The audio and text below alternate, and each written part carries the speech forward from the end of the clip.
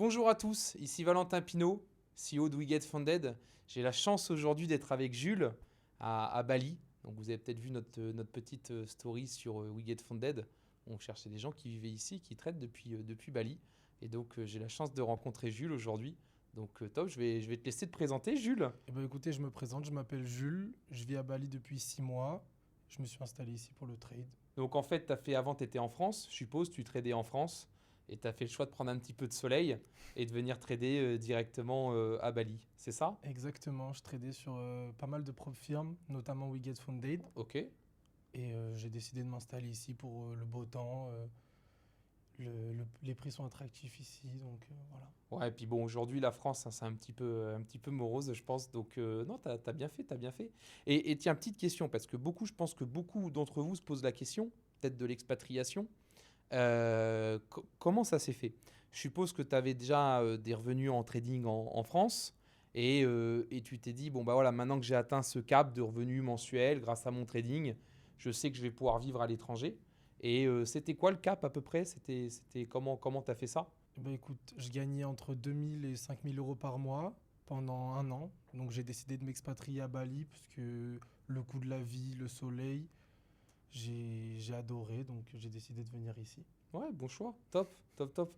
Bon, t'as bien fait, hein, parce que je pense que surtout en ce moment où on est en train de faire cette vidéo, en France, il fait plutôt froid, ça pleut, c'est la totale, hein. Donc, Exactement. donc, Horrible. non, non, non, donc bon choix. Bon, je suppose que tu as fait le choix des propres firmes parce que en fonds propres, c'est pas évident de trader. Déjà, il faut des gros capitaux. Et en plus de ça, il y a une partie risque, si jamais on les perd et tout. Donc tu as commencé en France avec des propres firmes. Alors, moi, un petit peu en off, on parlait. Tu disais que tu avais un peu We Get Funded, tu avais un petit peu de la propre firme future, par exemple FTMO, qui est une grosse propre firme aussi CFD. Et donc, tu as cumulé un petit peu les comptes, tu as tradé, tu as fait des retraits. Et là, quand tu t'es senti en sécurité mentalement, tu t'es dit, let's go, je prends mon billet d'avion et je décolle. C'est ça à peu près? Exactement, j'ai décidé de prendre mon envol et adviendra que pourra, hein.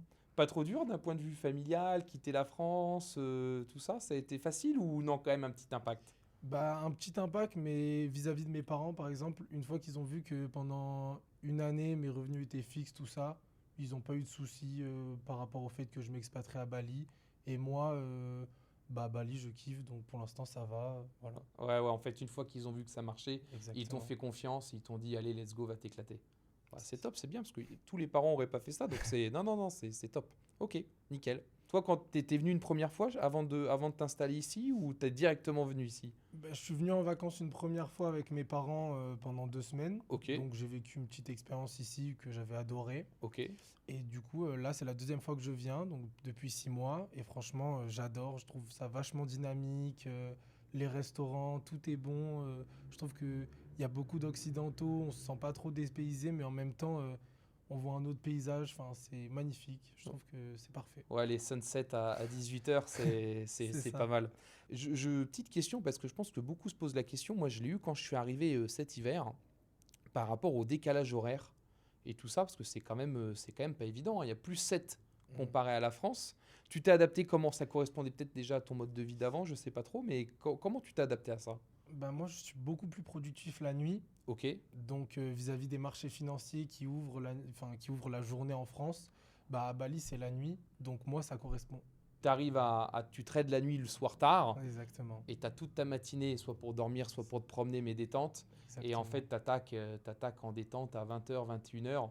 Je suppose que tu me disais, tu traites plutôt les marchés américains. Ouais, Ok. exactement. Donc plutôt indice US, un petit peu de Forex ou pas trop? Un petit peu, mais beaucoup plus d'indices US. Ok, top. Ouais, donc c'est vraiment le fin de journée, voire la nuit, que là, tu es devant tes écrans et que tu bosses. Et en fait, ça te laisse toute ta journée pour vivre. Exactement. Chill à Bali, comme on dit. Ouais, top, top. Petite question, Jules, comment tu appréhendes les challenges propres firmes, ou Get Funded et ailleurs, hein, parce que c'est le même système. Comment tu appréhendes un petit peu tout ça? C'est quoi ta façon de gérer ton capital et comment tu le trades? Moi, je suis assez agressif sur ça. Ok, C'est-à-dire que je trade à 1, 1,5%. ok. Et une fois que j'arrive à en financer, je suis beaucoup plus tranquille. Donc, je trade à 0,5% et je fais des petits payouts de 2000, 2500 $, on va dire. Ok, top, bonne stratégie. Et quand tu passes en financé, euh, tu reprends un challenge quand même que tu retravailles à côté pour l'histoire que par exemple, si tu perds ton financé, tu en es peut-être un autre de prêt. Comment tu gères cette partie-là entre passage de challenge et financé? Ou est-ce que tu fais un par un ou est-ce que tu fais les deux en même temps? Mais écoute, j'essaye de toujours faire les deux en même temps Ok. pour que mon change, je le farm au fur et à mesure. Et au cas où, si je perds mon financé, j'ai un change de rechange, on va dire, qui est déjà travaillé. Et voilà. Ouais, en fait, tu essayes de rester le moins longtemps possible sans financer, de façon à ce que tu puisses toujours faire des petits payouts qui couvrent ta vie et qui va être un peu ton salaire. Donc, tu essayes t'essayes toujours d'en avoir un petit peu d'avance Hmm. pour pouvoir toujours. Ok, c'est bien, sympa. Et question, t'as jamais pensé à trader en compte propre? Je suppose que tu vois, avec le cumul des payouts, est-ce que tu t'es quand même fait un petit fonds où tu trades un peu en fonds propres ou vraiment non, tu es full focalisé propre firme? Bah écoute, j'ai commencé à trader en fonds propres il y a peu de temps, 2 3 mois on va dire. Ok, Mais j'essaye d'y aller tranquille pour l'instant puisque j'ai peur de perdre tous mes fonds propres et ouais, de bien sûr. recommencer à zéro. Ouais, ça serait dommage. Donc en clair, tu t'as gardé une petite partie de tes payouts, c'est-à-dire quand tu fais tes payouts, tu en gardes une petite Au fur partie et à mesure, j'en mets un certain pourcentage de côté. Ouais. et comme ça, tu as un petit fonds propre sur lequel là, tu peux travailler sans la pression des règles, sans tout ça, et qui permet de pouvoir faire un petit peu de sous aussi avec ce capital propre. Mais tu fais attention parce que tu veux pas perdre les sous mis de côté. C'est ça? Exactement. Ok, top. D'ailleurs, j'avais une question pour toi, Valentin. Quelles Ouais. sont les nouveautés qui vont arriver chez Weekend Funded? Bah, on travaille sur plusieurs trucs, on en a parlé un petit peu en off avant. Il y a MetaTrader qui arrive dans 15 jours, 3 semaines. Alors, le moment où on parle de cette vidéo, donc sûrement 2 semaines quand elle sortira. Donc, MetaTrader qui est une grosse demande des traders parce que c'est une plateforme qui est assez demandée. Et aussi, on met en place un nouveau challenge qui est le challenge en une étape qui est en fait un petit peu comme font les futurs, des challenges pas chers avec petit drawdown, petit objectif et avec une consistency qui en fait permet de passer le challenge en 2 jours. On a même une option pour le passer en un one day to pass, et qui permet d'avoir des chains plus abordables qu'on peut prendre plus régulièrement, c'est-à-dire qu'on peut les choux, on en rachète un, on les choux, on le réussit, boum, on fait les retraits. En fait, c'est un petit peu ce façon-là, c'est ce que font un petit peu les futurs. On s'est inspiré de ça parce qu'on se rend compte qu'aujourd'hui, les 2 steps, c'est trop long. Un trader, tu vois, on en parlait tout à l'heure, va mettre 1 mois, 2 mois à réussir un challenge, Mhm. c'est quand même du temps. Et là, ça va permettre de le faire en une semaine. En une semaine, on peut être financé et pouvoir peut-être même faire son retrait.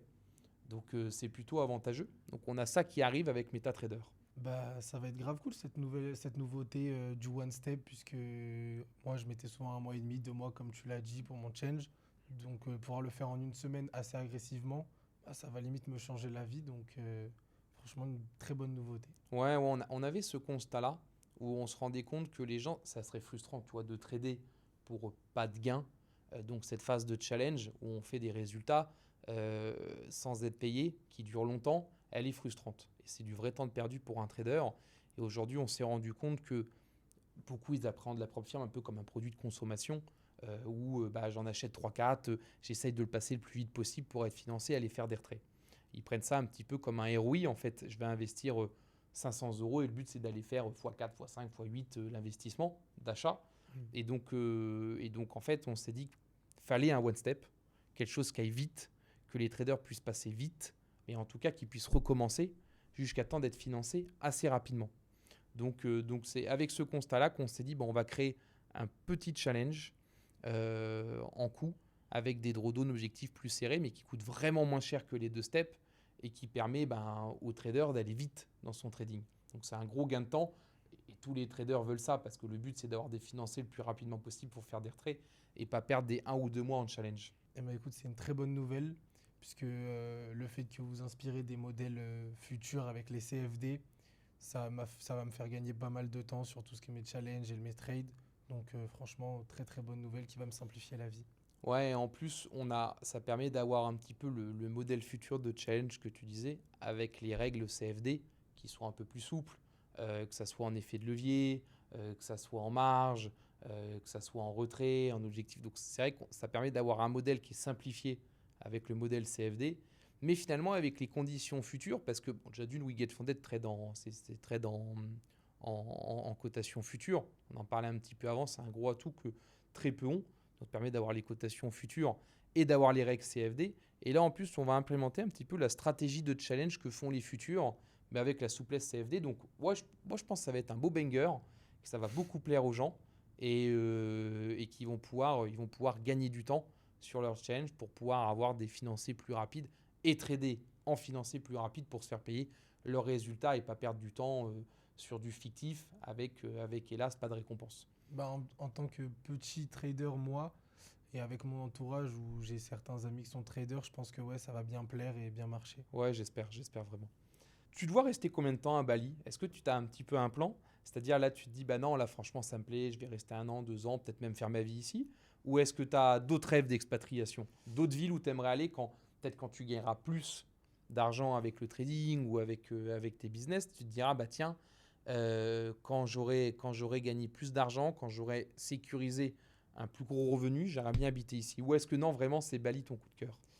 Bah, Bali, pour l'instant, c'est mon coup de cœur, mais je pense que ça reste temporaire. Je sais pas du tout combien de temps je vais y rester. Ok, Mais tant que ça me plaît et tant que je me plais ici, bah, je compte rester ici, mais peut-être aller par exemple à Dubaï, parce que je sais que pour le business, forcément, c'est parfait. Mais après, à Dubaï, je sais qu'il faut avoir un certain capital et gagner bien sa vie pour vivre à Dubaï, parce que sinon, enfin, de mon point de vue, c'est un peu invivable. Voilà. en fait, Dubaï, c'est vrai que la ville est sympa, la vie est top, c'est cher, faut pas se mentir. Je vois de temps en temps des vidéos aussi qui disent oui, mais non, mais on peut vivre un peu pour tous les budgets. C'est quand même cher. Le logement, c'est cher. Si on veut sortir un petit peu dans les endroits un peu sympas, c'est cher aussi. Et c'est vrai que quand on compare par exemple le logement ici, non, c'est le jour et la nuit. Ça n'a rien à voir, hein. Rien à voir. Pour le même Mm. budget ici, on a des villas dingues. Là-bas, tu n'auras qu'un petit appartement. À Bali, avec 10 000 € par mois, je pense que on vit comme un roi, en fait, un Ouais, peu tu fais ce ici. que tu veux. Ouais, exactement. Alors qu'à Dubaï, tu fais des choses, mais tu fais pas ce que tu veux, je pense. Non, ouais, tu te restreins. Bah, c'est vrai que Bali, ici, une belle villa, allez, ça va être 3 000 € par mois. Une Mm. belle villa, hein, Ouais, 3, bah, 4 chambres, bien c'est ça. placées, piscine. Et en vrai, avec 2 000 à 3 000 € par mois pour sortir, tu vas où tu veux, quand tu veux, tu manges ce que tu veux, tu bois ce que tu veux. Ouais. Enfin, il n'y aura jamais de problème, quoi. Alors qu'à Dubaï, il y a des vrais paliers dans les choix de sortie, dans les choix de restaurants et tout. Il y a des vraies différences. Bah, c'est sympa aussi d'avoir des visions et de se dire, bah tiens, non, mon objectif, c'est de gagner plus. J'aimerais bien tenter Dubaï. T'as déjà été à Dubaï ou? Non, jamais été encore. Ok, Jamais, jamais. c'est un très beau stop quand on a, alors, ça paraît un petit peu familier, mais quand on a en tout cas bien entamé sa vie avec une belle sécurité, parce que ça va vite, ça coûte cher. Toi, tu es très jeune encore, donc c'est déjà beau le chemin. Tu t'es déjà expatrié, tu arrives à vivre de ton trading ici, soleil, claquettes, short. Non, non, mais c'est vrai, c'est déjà parce qu'on a toujours tendance à regarder un petit peu au-dessus et se dire ah non, faut que voilà, mais c'est déjà un beau parcours et c'est pas forcément évident. Comment t'en es venu au trading? C'était quoi le parcours où tu t'es dit quand tu étais en France et que tu as commencé à trader, euh, tiens, c'est le trading que j'ai envie de faire. Bah, écoute, au début, j'ai fait deux, trois formations. J'ai fait quelques erreurs en faisant du copy trading, tout ça. J'ai perdu mon argent. Ouais, ça Comme- comme beaucoup. C'est ça, comme tous au début, je pense, à peu Ouais, près. ouais. Parcours classique. Et après, j'ai découvert les propres firmes en m'intéressant plus au trading en profondeur. Donc, We Get Funded, tout ça. Et j'ai trouvé mon rythme de croisière en tradant chaque jour de plus en plus, en gagnant de plus en plus ma vie. Et au final, je me suis dit, bah, c'est ça que je veux faire dans ma vie parce que je me plais et je gagne bien mon argent. Donc, c'est parfait. Ouais, tu as trouvé le bon truc. Est-ce que tu as eu le côté un petit peu passion en disant non, j'aime vraiment analyser les graphiques, c'est vraiment un truc que j'aime, être chez moi, bureau, analyser les graphiques. Je sais que c'est ma décision qui me fait gagner de l'argent. Je ne travaille pas avec 5, 6 personnes, j'ai pas besoin de gérer des gens. Est-ce que tu as vraiment eu ce côté-là où tu t'es dit ah ouais, non, c'est vraiment fait pour moi, cette indépendance et le fait que je sois tout seul à créer mon argent? Ou est-ce que c'est venu après? C'est-à-dire, ce que je veux dire, c'est que souvent, il y a des gens, tu sais, qui commencent le trading par obligation. Ils disent, non, je veux gagner de l'argent, qu'est-ce qui existe? Bah, il existe le dropshipping, il existe les copy trading, il existe le trading, il existe les agents IA, enfin voilà, tout ce qui existe. Et bah, tiens, je vais tenter le trading. Ou toi, ça a vraiment été le dire, non, je veux vivre de mes compétences sans personne autour et je sais que c'est mes décisions qui me font gagner de l'argent. Je suis tout seul, je suis autonome et ça me plaît. Comment t'as appréhendé un petit peu tout ça? Bah écoute, moi j'ai testé un peu toutes les nouvelles tendances pour gagner de l'argent forcément, donc le dropshipping, tout ça. Mais je me suis vraiment retrouvé dans le trading, Ok. puisque je trouve ça un peu limite gratifiant de soi-même trouver dans les graphiques la perle rare, on va dire, enfin, Ouais, ouais. ce qui peut me faire gagner d'argent. Donc j'ai adoré ça et bah, je kiffe de plus en plus et je compte pas m'arrêter là. Ouais, donc t'as commencé, t'as fait plein de tests de métiers, un petit peu tout ce C'est qu'on ça. voit sur les C'est réseaux, ça. je suppose. J'ai essayé un peu de toucher à tout à mon âge. Enfin, on voit tout sur les réseaux, donc j'ai essayé quoi. Ouais, et en fait, le trading, c'est ça qui a le mieux matché à ce que. Ok, top, ouais, c'est bien. Aujourd'hui, c'est vrai qu'on sur les réseaux sociaux, on est quand même. On voit que ça. Il y a que des vendeurs de formation, il y a que de la réussite, il y a que des belles voitures, des C'est ça. grosses maisons. Donc ça donne envie. Donc souvent, quand on est jeune, on essaye d'aller regarder un petit peu partout Mm. où est-ce qu'on pourrait trouver son chemin pour pouvoir avoir la même chose que ce qu'on voit sur les réseaux sociaux. Mais souvent, il y a beaucoup de gens qui, le trading, c'est l'inverse. Ça les dégoûte de ce truc-là parce qu'en fait, c'est quand même, c'est pas évident. Il y a le côté un petit peu sportif professionnel de la chose avec vraiment, tu vois, il faut vraiment être très sérieux, très rigoureux, Mm. constant et beaucoup qui cherchent l'argent facile. Du coup, le trading, ça vient leur mettre le coup de massue final parce qu'ils se disent non, c'est vraiment dur. Mais toi, c'était peut-être différent, tu étais peut-être déjà très sérieux. Comment t'appréhendais un petit peu tout ça? Ce côté, quand tu as commencé, de dire ah non, c'est vraiment pas facile. Bah en fait, moi, vu que très rapidement, comme je te l'ai dit, j'ai aimé déceler dans les graphiques, tout ça. Enfin, j'ai aimé le trading. Bah, vu que j'aime et que en plus ça me rapporte de l'argent, je verrais pas pourquoi ça me dérangerait et tout. Donc, en fait, j'adore trader et voilà, c'est vraiment mon kiff, quoi. Ouais, donc tu as le côté passion en C'est plus du ça, truc. Ok, c'est top. ça. Et tiens, pour se faire un peu un récap d'une journée, c'est quoi? C'est deux, trois trades par jour, un trade par jour? C'est combien d'heures devant les écrans? Comment tu gères ta journée? Bah écoute, depuis que je suis ici, ça me bride pas mal. Vu Ok. que je travaille beaucoup la nuit avec la fermeture des marchés, j'essaye de passer à peu près 4 5 heures devant les écrans. Parce qu'après, trop, c'est pas bien, je trouve que c'est pas bon. Et prendre un ou deux trades par jour, pas plus. Parce que sinon, forcément, on passe 10 heures devant l'écran. Ouais, puis des opportunités, il y en a toutes les Ouais, 10 c'est secondes. ça. Bah écoute Jules, en tout cas c'était un vrai plaisir de savoir aujourd'hui. Je sais qu'on avait tchatché un petit peu sur les réseaux, tu m'avais dit que tu étais un peu timide, c'était pas le genre de truc que tu aimais faire, C'est la première mais, fois. mais que c'était l'occasion, vu qu'on était tous Exactement. les deux là. Et en tout cas, non, non, super expérience, j'espère que tu as aimé. J'ai adoré, franchement. Merci Bon, beaucoup top. pour l'invitation. Non, non, c'était avec grand plaisir. Et on va essayer d'en faire d'autres. On a reçu des messages de gens qui traitent un petit peu ici, parce qu'en fait, il y a beaucoup de Français à Bali, finalement. Ah, mais énormément, hein. Franchement, c'était un super moment. Je te remercie d'être venu.